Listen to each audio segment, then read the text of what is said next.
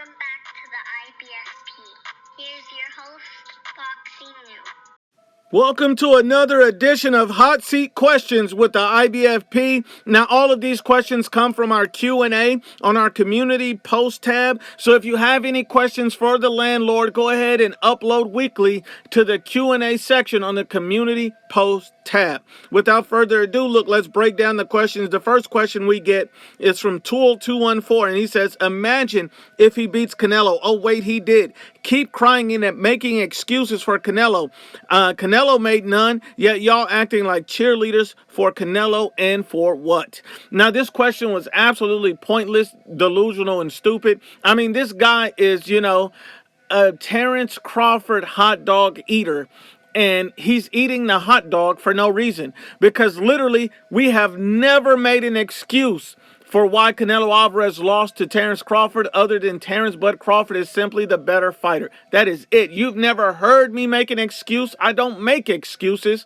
Canelo Alvarez lost to Terrence Bud Crawford. There's zero excuses, and I stand on that. This guy put the hot dog down. Let's get to the next one. My brother Antonio Garcia says, I've noticed some fans get way too invested in certain fighters. Do you think being a hardcore fanboy could actually be bad for someone's mental health? I believe it is. You remember when Deontay Wilder lost? All of the Deontay Wilder fanboys were twerking in the streets right along with him. You've seen Canelo just lose to, Terrence Crawford, and there's a lot of Canelo fans that are absolutely delusional about why he lost that fight.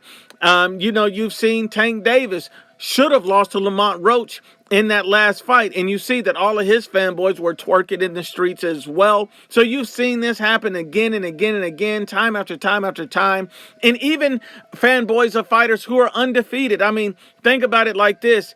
I mean, look at Terrence Crawford. He has a lot of fanboys.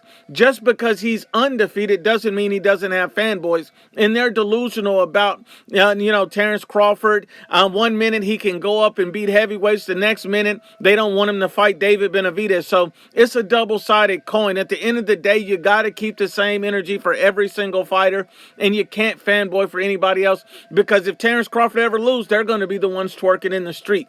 So we understand. We've seen this show before. We understand how this goes. At the end of the day, just be fair and objective, and this won't be a problem.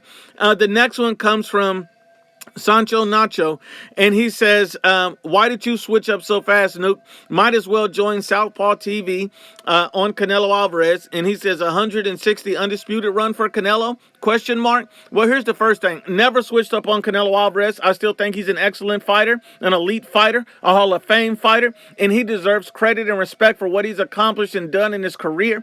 And at the end of the day, losing to Bud Crawford, who's a generational talent, is no shame for Canelo Alvarez. But when you look at it, I just can't put Canelo on the same level as Terrence Crawford.